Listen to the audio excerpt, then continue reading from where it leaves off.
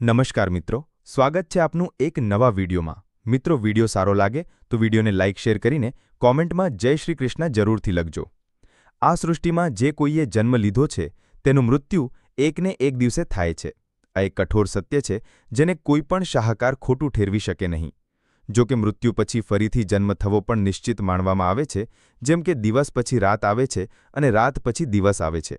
તેવી જ રીતે ગરુડ પુરાણ અનુસાર દરેક વસ્તુ ફરીથી જન્મ લે છે, એટલે કે જે વ્યક્તિનો જન્મ થાય છે તેના મૃત્યુ પછી તેનો પુનર્જન્મ નિશ્ચિત થાય છે। ગરુડ પુરાણમાં એવું પણ જણાવવામાં આવ્યું છે કે કોઈપણ જીવને ફરીથી કઈ યોનિમાં જન્મ મળશે તે તેના પૂર્વજન્મના કર્મોના આધારે જ નક્કી થાય છે। પરંતુ મિત્રો, શું તમે જાણો છો કે એવા કયા કર્મો છે જે કર્યા પછી આગલો જન્મ પણ મનુષ્યનો મળી શકે છે? જો નથી જાણતા તો તમે આ વિડીયોમાં અંત સુધી જરૂર રહો, કારણ કે આજે અમે તમને ગરુડ પુરાણ અનુસાર જણાવવાના છીએ કે કયા કર્મો કરવાથી ફરીથી મનુષ્ય યોનિ મળે છે।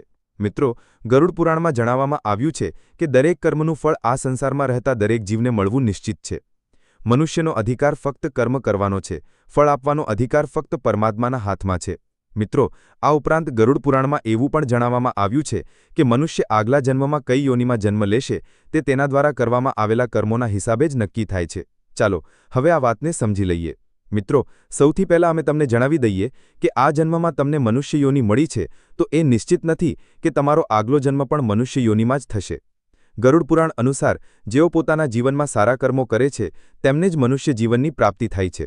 એટલું જ નહીં, કેટલાક મનુષ્યો એવા પણ હોય છે જેઓ પોતાના કર્મોના કારણે 84 લાખ યોનિઓમાં ભટકતા રહે છે અને પછી અંતે તેમનો જન્મ મનુષ્ય યોનિમાં થાય છે। મિત્રો, કર્મ 3 પ્રકારના હોય છે: સંચિત કર્મ, પ્રારબ્ધ કર્મ અને ક્રિયમાણ કર્મ।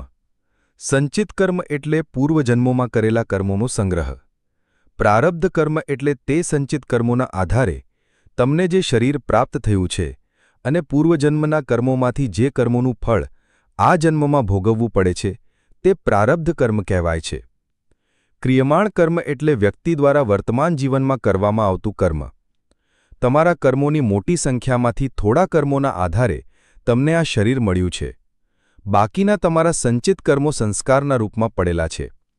તમારા કર્મોના આધારે જે સંચિત અને પ્રારબ્ધ કર્મો છે તેનાથી આગલા જન્મનું નિર્માણ થાય છે, જે નક્કી કરે છે કે તમારો આગલો જન્મ 84 લાખ યોનિઓમાંથી કોઈપણ યોનિમાં થઈ શકે છે।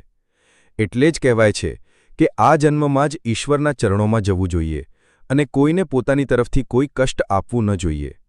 વ્યક્તિ આ સંસારમાં એકલો આવે છે અને એકલો જ જાય છે।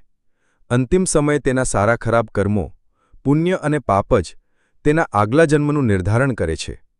મહર્ષિ વાલ્મીકીજી રામાયણમાં કહે છે કે માતા, પિતા, ગુરુ, આચાર્ય અને જ્ઞાની પંડિતનું ક્યારેય અપમાન ન કરવું જોઈએ અને ન તો તેમના વિશે ખરાબ વિચારો મનમાં લાવવા જોઈએ।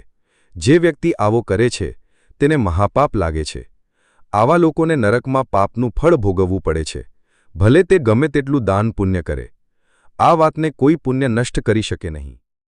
મિત્રો, જે વ્યક્તિ હંમેશા બીજાના હિતનો વિચાર કરે છે, તેમની મદદ કરે છે, પશુ પક્ષી અને અન્ય જીવો પર દયા રાખે છે, જરૂરિયાતમંદોની મદદ કરે છે અને નિસ્વાર્થ ભાવે સંચિત ધનનો ઉપયોગ ધાર્મિક કાર્યોમાં કરે છે, તેવા મનુષ્યનો આગલો જન્મ મનુષ્ય યોનિમાં જ થવો નિશ્ચિત છે। મિત્રો, આ ઉપરાંત ગરુડ પુરાણમાં એવું પણ જણાવવામાં આવ્યું છે કે જે મનુષ્ય પોતાના મૃત્યુના અંતિમ સમયે જે વસ્તુ વિશે વિચારતા પોતાના પ્રાણ ત્યાગે છે તેને આગલો જન્મ તેના અનુસાર જ મળે છે। જેમ કે જો કોઈ વ્યક્તિ પોતાના અંતિમ સમયે કોઈ સ્ત્રીને યાદ કરતા પોતાના પ્રાણ ત્યાગે છે તો તેનો આગલો જન્મ સ્ત્રીના રૂપમાં જ થાય છે। તેવી જ રીતે જે વ્યક્તિ પોતાના અંતિમ સમયે ઈશ્વરને યાદ કરતા પોતાના પ્રાણ ત્યાગે છે તે મુક્તિ તરફ આગળ વધે છે। આ વાતનો આધાર ભાગવતના જળભરત ઉપાખ્યાનમાં મળે છે। જો તમે તે કથા જાણવા માંગતા હો તો અમને કોમેન્ટમાં જરૂર જણાવો। મૃત્યુના અંતિમ ક્ષણના વિચારો પણ મનુષ્યના આગલા જન્મને નક્કી કરે છે। એટલે જ ધર્મશાસ્ત્રોમાં જણાવવામાં આવ્યું છે કે મૃત્યુના અંતિમ સમયે હંમેશા રામ નામનો જાપ કરતા રહેવું જોઈએ। મિત્રો, અમે અંતમાં એટલું જ કહીશું કે દરેક વ્યક્તિએ પોતાના જીવનમાં સારા કર્મો કરવા જોઈએ અને હંમેશા નિસ્વાર્થ ભાવે ધર્મના માર્ગે ચાલવું જોઈએ। આ સાથે આજના વિડીયોને અહીં સમાપ્ત કરીએ છીએ।